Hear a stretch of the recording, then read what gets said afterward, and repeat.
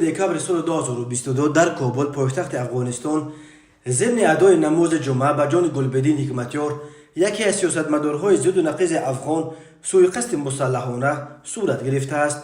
گلبدین حکمتیار 75 ساله بعد حمله انتحاری به جانش در پیام ویدیویی گفت که حملگران لباس زنانه، چادر و برقع در تن داشتند. گفته می شود این دو شخص انتحاری وارد محله اقامت او شدند و خواستند بمب‌های خودساخت را که در بدن آنها نصب شده بود بترکانند.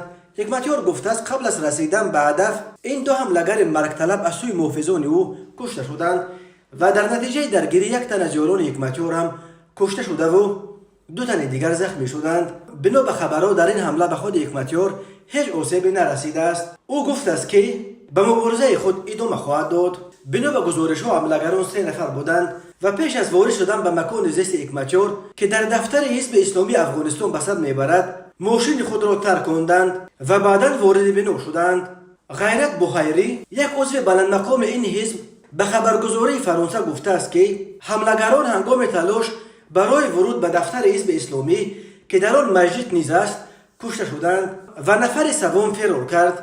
ضمناً تا به حال هیچ گروهی مسئولیت این حمله را به عهده نگرفته است. گلبدین حکمتیار یکی از سیاستمداران جنجالی افغانستان است که در سالهای 80 و 90 از فرماندهان صحرایی مجاهدین افغان و اساسگزار حزب اسلامی افغانستان بود. او از سوی بسیاری از افغانها و نهادهای مدافع حقوق بشر به نقض حقوق انسان در سالهای 90 عیبدار می شود.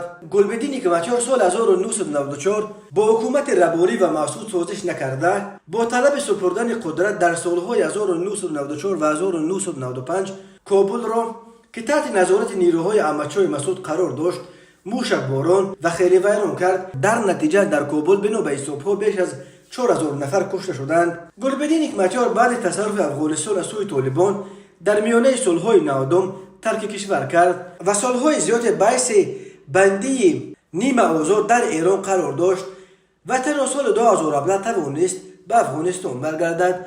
طالبان بعد تصرف دوباره کابل در ماه آگوست سال 2021 حکمتیار را امام یکی از مسجدهای پایتخت افغانستان تعیین کردند.